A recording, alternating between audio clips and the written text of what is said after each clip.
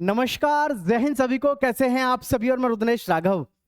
क्या आपने भी इंडिया पोस्ट जीडीएस में ऑनलाइन फॉर्म डाला था और आपके भी 60, 65, 70, 75, 80% हैं 10वीं में? तो प्यारे साथियों, आप सभी के लिए गुड न्यूज़ है इस वीडियो के माध्यम से। अगर आप भी जीडीएस बनना चाहते हैं तो ये आपके लिए सुनहरा अवसर है, क्योंकि थर्ड मेरिट लिस्ट आने वाली है। कब आ रही है उसके विषय में पूरी जानकारी मैं दूंगा, और कितने पे लिस्ट जाएगी ये भी बता दूंगा। ठीक है, तो जो भी युवा साथी हमारे साथ पहली बार जुड़े हैं, चैनल को सब्सक्राइब कर लेना और दोस्तों के साथ शेयर कर देना भाई। ठीक है, देखिए, इंडिया पोस्ट जीडीएस के विषय में मैं पहले आपको बता दूं, 1 नंबर की जॉब है। जीडीएस का मतलब होता है ग्रामीण डाक सेवक। 1 नंबर की जॉब किस लिए है? क्योंकि इसमें जॉब करने का जो मौका मिलता है आपको, वो आपके घर से मिलता है, लोकल के डाक खाने में काम करने का मौका। ये सरकारी परमानेंट भर्ती है, केंद्र सरकार की नौकरी है। सरकारी है किसके द्वारा? और सरकारी परमानेंट नौकरी केंद्र सरकार के द्वारा है। सुबह को आप आराम से 9, साढ़े 9 बजे पोस्ट ऑफिस पहुंचते हो, शाम को वापस बड़े प्यार के साथ वापस घर आ जाते हो 5, साढ़े 5 बजे। तो ये पोस्ट ऑफिस की 1 नंबर शाही जॉब है, परमानेंट जॉब है।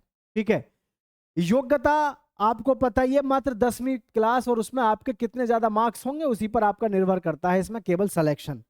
अब किन किन बातों का ध्यान रखना है, हर चीज पे मैं आपको ध्यान से बता रहा हूं, ध्यान से देख लो और उन सभी साथियों के साथ में शेयर कर देना जिन्होंने भी इसमें फॉर्म भर रखा है।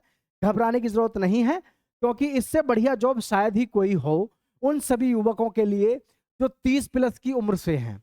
मतलब भाई 30+ की उम्र पे जाके आदमी सरकारी नौकरी का एक प्रकार से ये छोड़ देता है कि भैया पता नहीं लगेगी या नहीं लगेगी, और मेरे से एग्जाम की तैयारी भी नहीं होगी।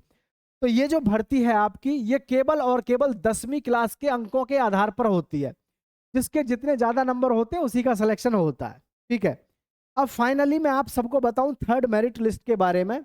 उससे पहले मैं आपको कुछ चीजें बताना चाहूंगा, जैसे कि आपको सबको यह ध्यान देने वाली जो बात है डाक विभाग में।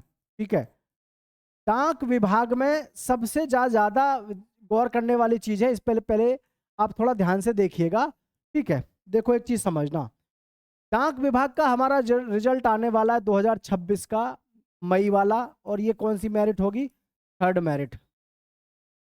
थर्ड मेरिट लिस्ट होगी ये। ठीक है, थर्ड मेरिट लिस्ट होगी, कितने पे जाएगी और किसका सिलेक्शन होगा, पूरी जानकारी डिटेल में दे रहा हूं, पहले ध्यान से समझ लो। अभी जैसे हमारी फर्स्ट मेरिट आई और जी सेकंड मेरिट आई। ठीक है, फर्स्ट मेरिट जो गई थी वो गई थी हमारी 100 पे, चाहे जर्नल से हो आप। ठीक है, चाहे आप जर्नल से हो, ओबीसी से हो, और एससी से हो, एसटी से हो। जो हमारे भाई बंधु फिजिकल हैंडीकैप्ड हैं, या फिर यूं कहूं मैं जो दिव्यांग भाई हैं, ठीक है, पीडब्ल्यूडी हैं, जो फिजिकली हैंडीकैप्ड हैं, उनकी गई थी लगभग यहाँ आपकी 97 के आसपास। ठीक है, और ये सत्य बात है, घबराना मत, पहले ध्यान से समझ लो। जो हमारी पहली मेरिट गई है वो गई है 100% पे, जनरल हो, एससी, एसटी, ओबीसी सबकी। लेकिन जो फिजिकली हैंडीकैप्ड थे उनकी गई थी 97% पे। अब जो हमारी सेकंड मेरिट लिस्ट आई, मैं उस दिन लाइव था आपके साथ में।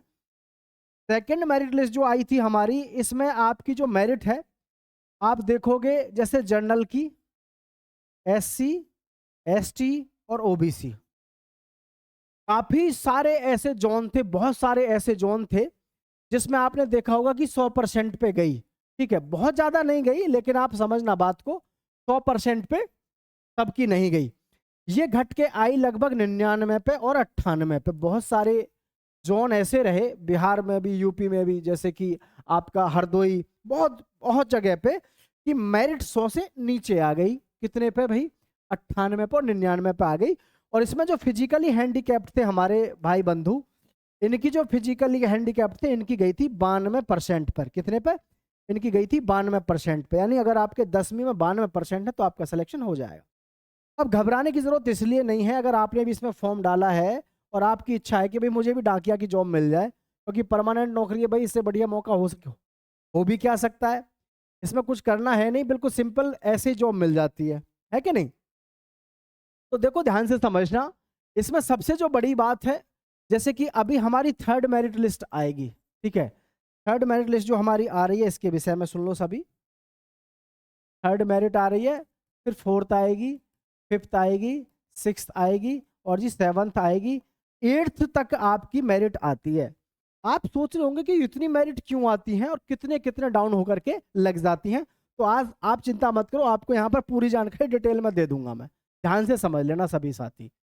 जिस समय पर ऑनलाइन फॉर्म भरे जाते हैं ना, जिस समय ऑनलाइन फॉर्म भरे जाते हैं तो उस समय पर बहुत से लड़के या लड़कियां, बच्चे जो है क्या गलत फहमी में रहते हैं कि चलो 100% मार्क्स दिखा देते हैं जिस समय पे फॉर्म भरे जाते हैं। परसेंटेज जब पूछी जाती है तो वो 100% दिखा देते हैं। अब 100% दिखाने के बाद इनका मेरिट में तो नंबर आ गया, जैसे कि रिजल्ट आया तो इनका रिजल्ट में तो आ गया नंबर। अब रिजल्ट में तो नंबर आ गया, फिर हुआ इनका डॉक्यूमेंट वेरिफिकेशन। डॉक्यूमेंट वेरिफिकेशन तब इनको बाहर किया जाता है, और बाहर करने पर बस एक ही गलती करता है आयोग। वो क्या करता है कि इनको सजा नहीं देता सही से, इनको सजा मिले सही से, जो अपना 100% करवा देते हैं, है ना। इनको ढंग से अगर एक बार सजा मिल जाए ना लोगों को कि जब आपके इतने परसेंट मार्क्स हैं तो आपने 100% क्यों कराए हैं, और उन लोगों के साथ में भी कड़ी कार्रवाई हो जो लोग ऐसे बच्चों को बरगला देते हैं कि आप 100% कर दो और देखी जाएगी, या फिर वो बहुत से लोग इनको प्रलोभन दे देते हैं। तो ऐसे लोगों पर अगर ढंग से कड़ी कार्रवाई हो तो सुधार हो।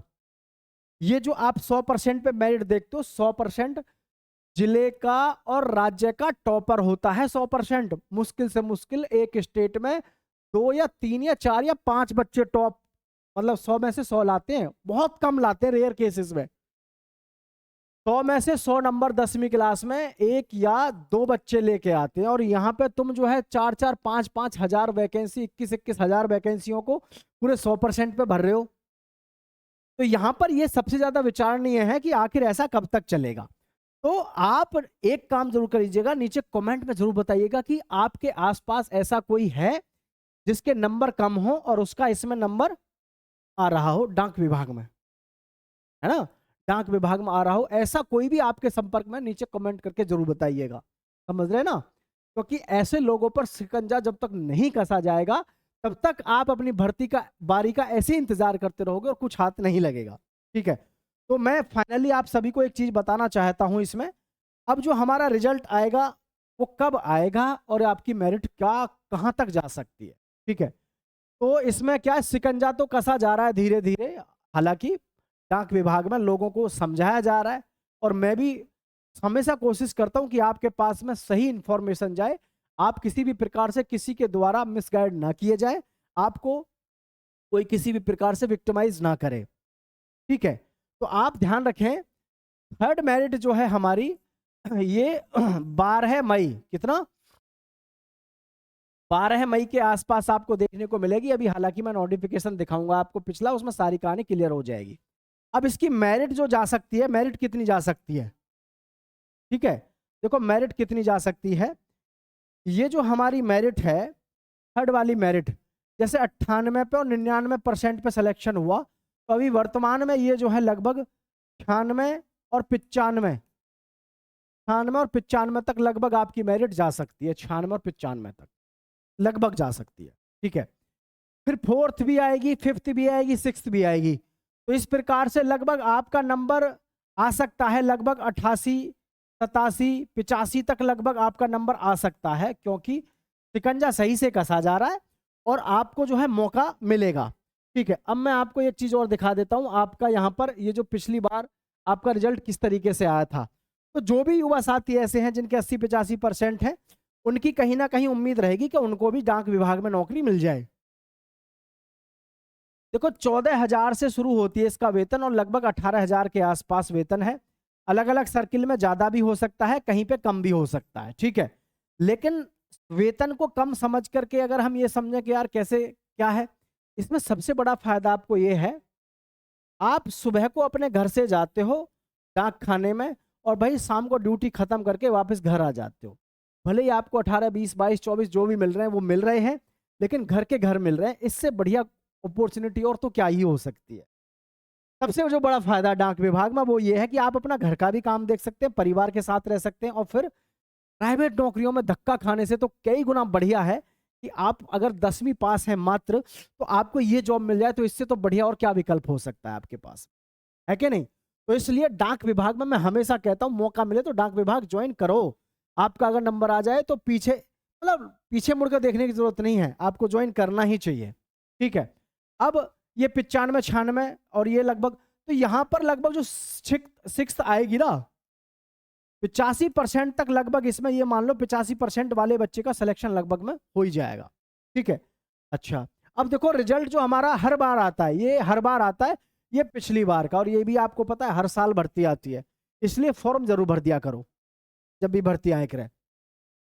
देखो पहली मेरिट लिस्ट आई थी 21 मार्च को, तो यहां पर हमारी जो आई थी, ये आई थी भाई आपकी 6 मार्च को, 6 मार्च को आई थी पहली मेरिट। ठीक है, तो उसके बाद में एक महीने बाद, मार्च के बाद अप्रैल में लगभग ऐसी आई थी, 8 अप्रैल के आसपास आपकी दूसरी मेरिट आई थी, 8 अप्रैल के आसपास ये सेकंड मेरिट आई थी। ठीक है, अब थर्ड मेरिट जो हमारी आएगी 6, 2, 8, 8 और 3, 11, लगभग 11 से 12 मई में आपका रिजल्ट जारी हो जाएगा, 12 मई 2026 को लगभग आपका। और ये कौन सी होगी? थर्ड मेरिट होगी। अरे कौन सी होगी भाई? ये होगी थर्ड मेरिट। ठीक है, तो थर्ड मेरिट जो होगी ये आपका डिसाइड करेगी आपका सिलेक्शन। और इसके बाद में ऐसी बात नहीं, आप देखो थर्ड भी आएगी, फोर्थ भी आएगी, फिफ्थ भी आएगी और सिक्स्थ भी आएगी। ये इतनी सारी मेरिट आती क्यों है, मैंने आपको बताया।